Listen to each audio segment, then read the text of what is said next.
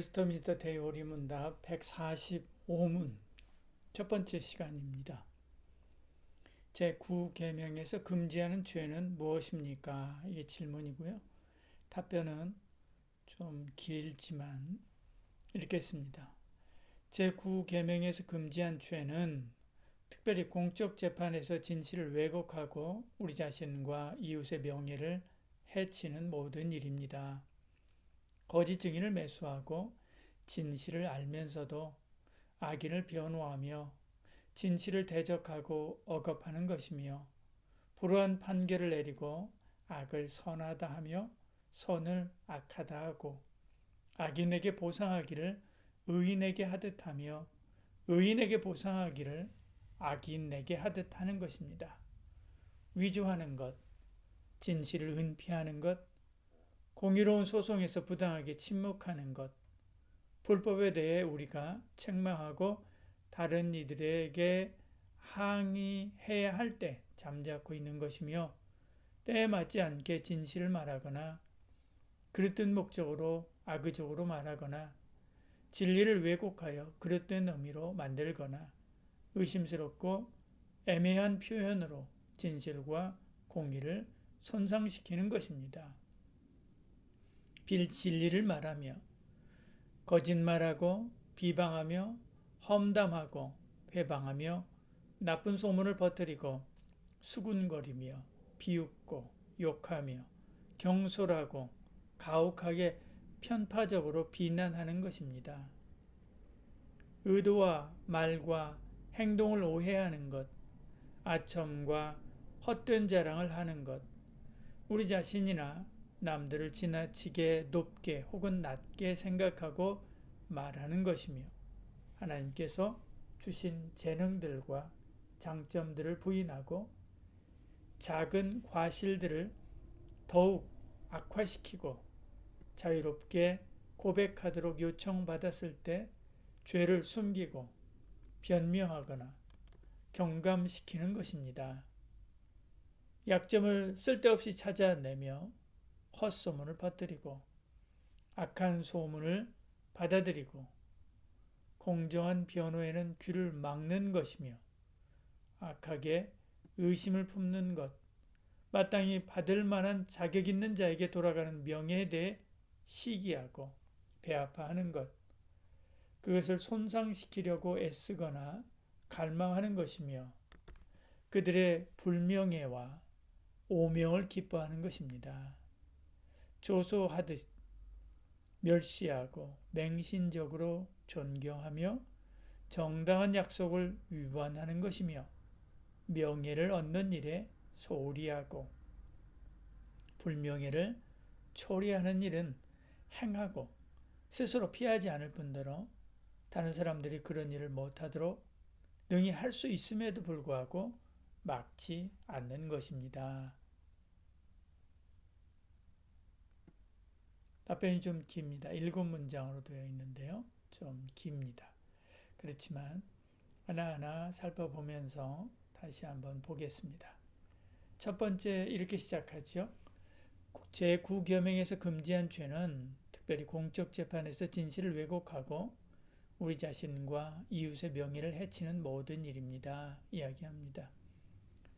레위기 19장 15절에서는 이렇게 이야기합니다.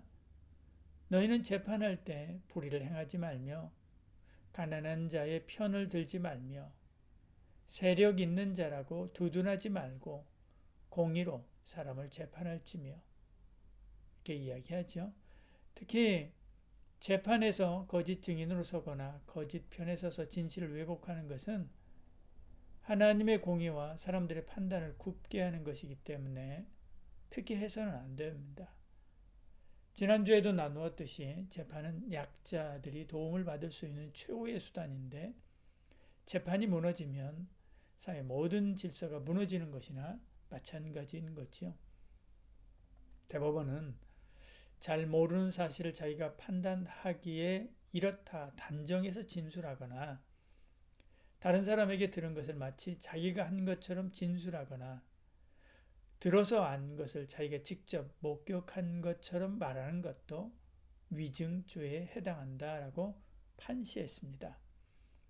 교회 생활하다 보면 이런 모습들을 종종 보지요. 내가 본 것이 아니면 말을 말아야 됩니다. 위증죄는 엄하게 처벌하지 않으면 그게 말 그대로 무법지대가 되는 거죠. 그러니까 재판에서 거짓을 말하는 것은 특히 심각한 범죄입니다.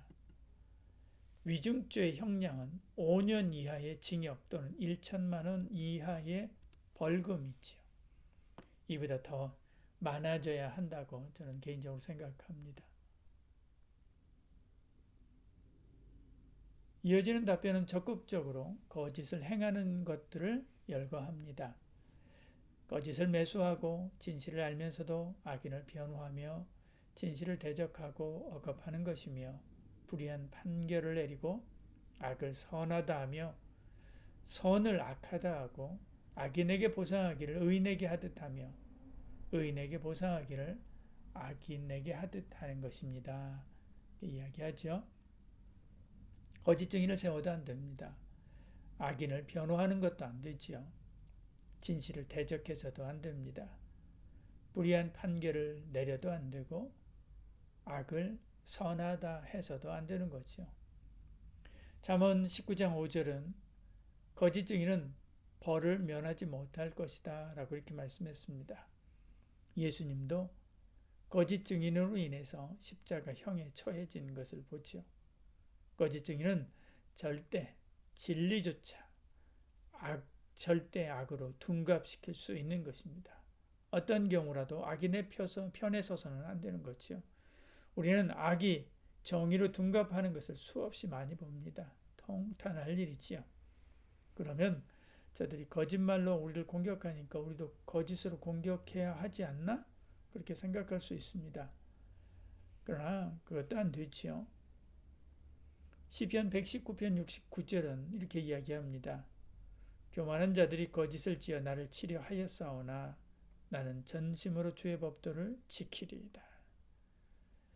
우리는 사나 죽으나 진리를 말해야 되는 거죠. 왜냐하면 하나님은 거짓을 무섭게 미워하시기 때문에 그렇습니다. 이사야서에 보면 그들은 뇌물로 말미암아 악인을 의롭다 하고 의인에게서 공의를 빼앗는다고 했습니다. 그리고 이어서 하시는 말씀이 이사야서 5장 23절인데요. 24절에요.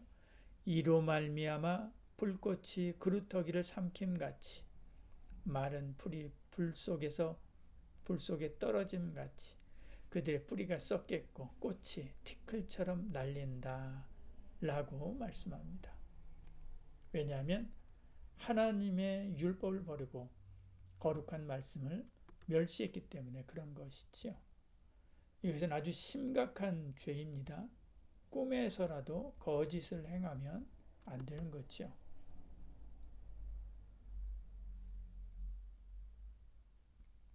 답변 이어서요. 위조하는 것, 진실을 은폐하는 것, 공의로운 소송에서 부당하게 침묵하는 것, 불법에 대해 우리가 책망하고 다른 이들에게 항의해야 할 때 잠자코 있는 것이며 때에 맞지 않게 진실을 말하거나 그릇된 목적으로 악의적으로 말하거나 진리를 왜곡해서 그릇된 의미로 만들거나 의심스럽고 애매한 표현으로 진실과 공의를 손상시키는 것입니다. 이야기합니다. 우리가 입을 열지 않고도 거짓말할 수 있습니다. 바로 공의로운 소송에서 부당하게 침묵하는 것이죠. 그래서 거짓 증인과 증거가 이기게 하는 것입니다. 서서 자기에게 손해가 되어도 진실을 말해야 되는 거죠. 레위기 5장 1절에 보면 만일 누구든지 저주하는 소리를 듣고서도 증인이 되어 그가 본 것이나 알고 있는 것을 알리지 아니하면 그는 자기의 죄를 져야 할 것이요 그 허물이 그에게로 돌아갈 것이며 이렇게 말씀하는 거죠. 진실을 말하는 것은 성도가 해야 될 의무입니다. 해도 되고 안 해도 되는 것이 아니죠. 루안다 대학살, 나치 독일의 유대인 학살과 같은 사건은 세계 사회가 악을 방관했기 때문에 사태가 악화된 것입니다. 루안다 대학살로 100일 동안 80만 명이 학살당했습니다. 유대인은 600만 명이 죽었죠. 오늘 우리도 그런 일이 일어날 수 있습니다. 우리 세계에서 벌어지는 악 앞에서 입을 다물면 안 되는 거죠. 러시아와 우크라이나 전쟁이나 이스라엘과 하마스 전쟁에서 나라들이 목소리를 내니까 지금 이 정도인 거죠. 만일 가만히 있으면 지금보다 훨씬 더 참혹한 결과가 나왔을 것입니다. 또 진실을 말하면서도 거짓말할 수 있습니다. 제9계명의 핵심은 문자적으로 거짓말 하느냐 않느냐가 아닙니다. 진리가 이기게 하느냐 그렇지 않느냐, 이웃사랑이 있느냐 그렇지 않느냐가 핵심이지요. 여기 답변에도 때에 맞지 않게 진실을 말하는 것도 거짓이다 그렇게 이야기합니다. 진실을 말하는데 거짓이다 이렇게 이야기하죠. 그럴 땐 목적으로 악의적으로 말하거나 진리를 왜곡해서 그릇된 의미로 만드는 것도 다 거짓이다 그렇게 말하는 것이죠. 기생 라합이 거짓으로 정탐꾼을 살렸습니다. 거짓말한 거죠. 용납될 수 없습니다. 그러나 목적이 사랑이지요. 살리려고 하는 것입니다. 하나님의 뜻을 이루는 것이죠. 그렇다고 그녀의 거짓이 참이 되는 것은 아니지만 그녀의 마음을 하나님이 받으시지요. 그리고 그녀와 가족을 살려서 놀라운 믿음의 가정, 약속의 가정으로 세우시는 것을 봅니다. 반면에 도액이라고 하는 사람이 있습니다. 그는 사울의 양을 지키는 사람이었습니다. 도망치던 다윗이 아히멜렉의 도움을 받습니다. 이 사실을 엿보던 도액이 사울에게 그를 고박을 하게 되죠. 그 일로 제사장들이 떼죽음을 당합니다. 70명이 죽죠. 도액은 진실로 사람을 죽였습니다. 진실로 거짓을 세웠습니다. 그래서 시편 52편에서는 이 도액에게 이렇게 이야기합니다. 간사한 혀여 내가 남을 해치는 모든 말을 좋아하는도다. 그런즉 하나님이 영원히 너를 멸하시며 너를 붙잡아 내 장막에서 뽑아내며 살아있는 땅에서 내 뿌리를 빼시리로다. 그렇게 이야기하지. 진실을 악의적으로 말할 수 있습니다. 예수님이 너희가 이 성전을 헐라 내가 사흘 동안에 짓겠다라고 말씀하죠. 거짓 증인들은 이 말을 가지고 예수님은 하나님의 성전을 허는 신성모독을 지어질렀다. 그렇게 고발하게 되지요. 꼭 사람이 말을 곡해해서 자기 멋대로 판단하는 사람이 있습니다. 무슨 말을 하든지 이상하게 받아들여서 누가 무슨 말을 하더라라고 이상한 소문을 퍼뜨리는 사람이 있죠. 그런 사람하고는 말 섞지 않는 것이 좋습니다. 우리가 그런 사람이 되어서도 안 되는 거죠. 근데 그런 사람은 자기가 그런 사람인 줄을 잘 모른다는 데 문제가 있습니다. 여러분, 아하면 아로 듣고 아만 말해야 됩니다. 아할 때 어로 들어도 안 되고요. 우로 말을 해서도 안 됩니다. 그런 습관이 있다면 고쳐야 되는 거죠. 절반의 진실은 거짓입니다. 정치적 언어, 정치적 화법이라고 하는 말이 있습니다. 애매한 표현으로 자기 의도를 드러내면서도 상대방의 공격을 회피할 수 있는 그런 언어를 말하죠. 이삭도 이런 언어를 썼습니다. 아내를 누이라고 속인 것이죠. 실제로 아내이면서도 또 사촌 누이기도 했기 때문에 그렇죠. 우리가 이렇게 할 때가 있습니다. 그러나 하나님은 아시죠. 우리의 의도와 목적을 다 아십니다. 상위법이 우선이죠. 시행규칙은 법률의 제한을 받고 법률은 헌법의 제한을 받습니다. 여러분, 가장 상위의 법은 하나님을 사랑하라입니다. 그 다음이 하나님을 사랑하고 이웃을 사랑하라 있죠.